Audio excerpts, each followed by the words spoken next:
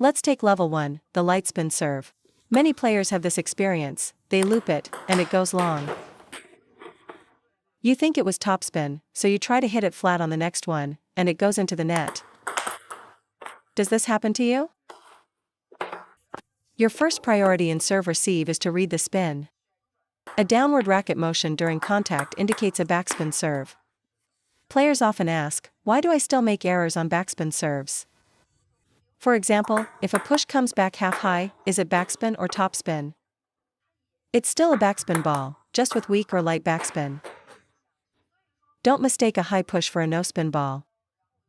If you hit it flat, the backspin will pull it into the net. That's how you fall into the spin trap. Backspin has many variations: heavy backspin, light or float backspin, and side underspin, which you can easily pop up. So when receiving these serves, you must always incorporate some brushing motion. Never hit it flat, as that leads to errors. So how do we judge if the spin is heavy?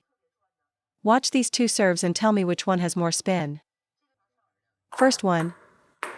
Second one. Which serve is spinnier? Both are side under, but the first one clearly has more spin. Why do we still misread serves even when we understand the principles of spin? It's because your perception of the spin doesn't match its actual intensity. You see a casual motion, but the serve is heavy, causing your return to hit the net. You think it's light spin and just try to get it on the table, but it dives into the net. Conversely, you might perceive a serve as heavy when it's not, causing you to push it high. This is the true reason for reception errors. You're not getting beaten by pure topspin or backspin, which are easy to identify. It's when the spin has slight variations that you start making mistakes. This is the biggest challenge for amateur players: inaccurate spin judgment. Especially with backspin, a 20% spin ball goes long, a 30% spin ball gets popped up, and a 70% spin ball goes into the net. These variations are what trick you. These aren't unforced errors, they are serve traps and fundamental receive issues. Today, we're going to focus on solving this problem. First, let's analyze the motion. When the server's arm accelerates through the ball, even without visible wrist action, if that acceleration is sharp and fast, the ball will have heavy spin.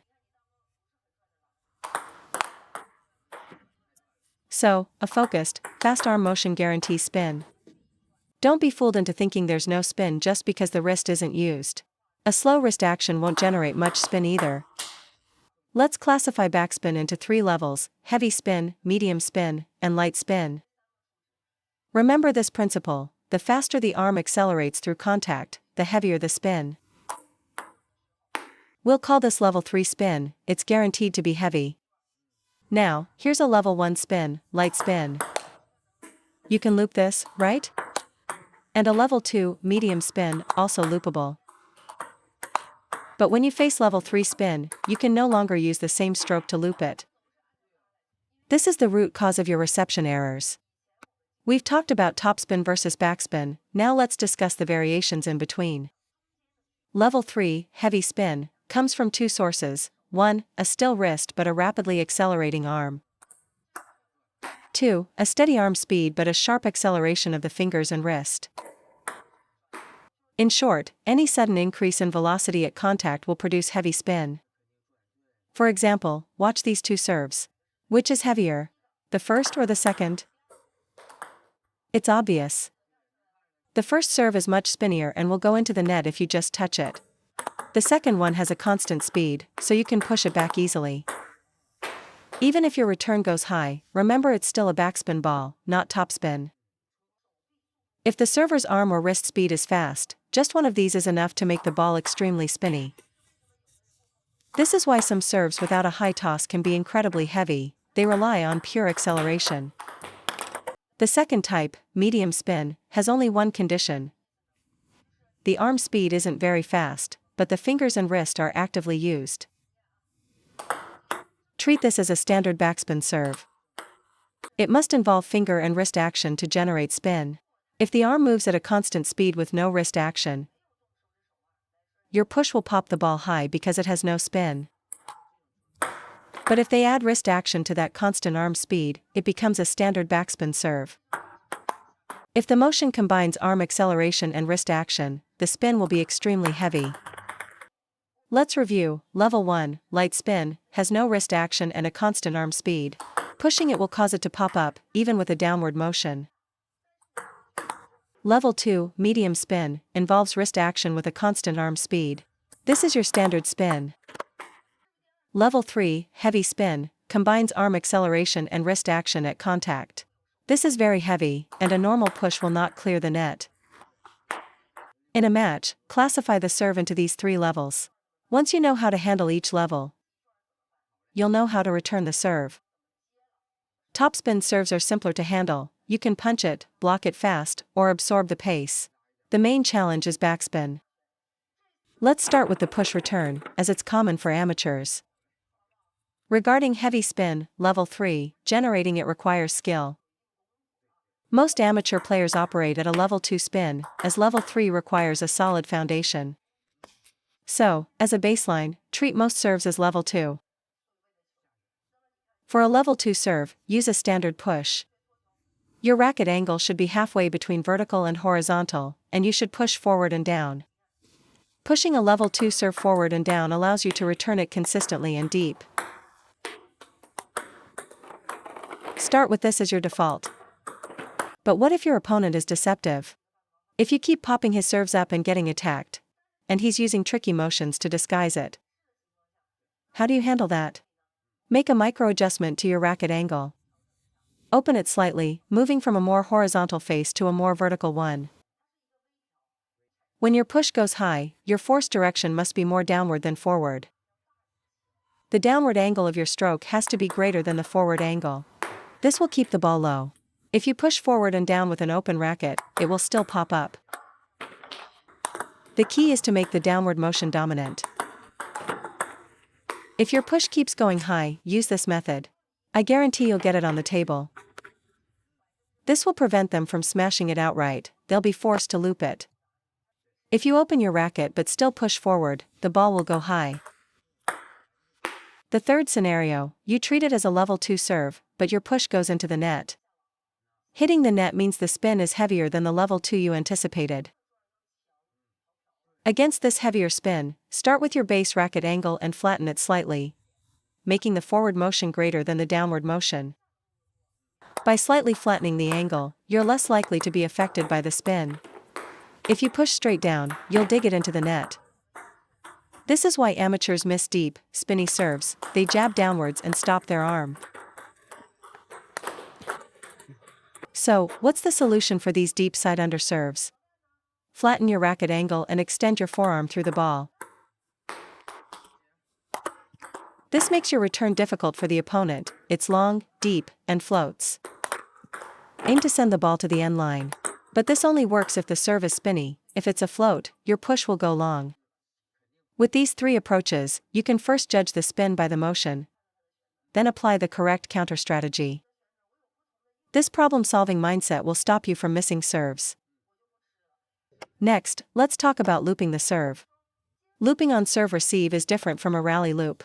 Your backswing must be much more compact. If a normal backswing is from 0 to 6, a receive loop is from 0 to 4. For serve receive, shorten your stroke. A normal backhand loop might be a 6-part motion. But on receive, you start at step 2 and finish at step 5. Keep it compact. Second, when looping a side-under serve, your racket face must be more open. Look, this serve is heavy. If I open my racket angle and flick it, I can easily lift it over the net. It makes the return much easier. A common amateur mistake is learning one backhand loop and using it for every situation.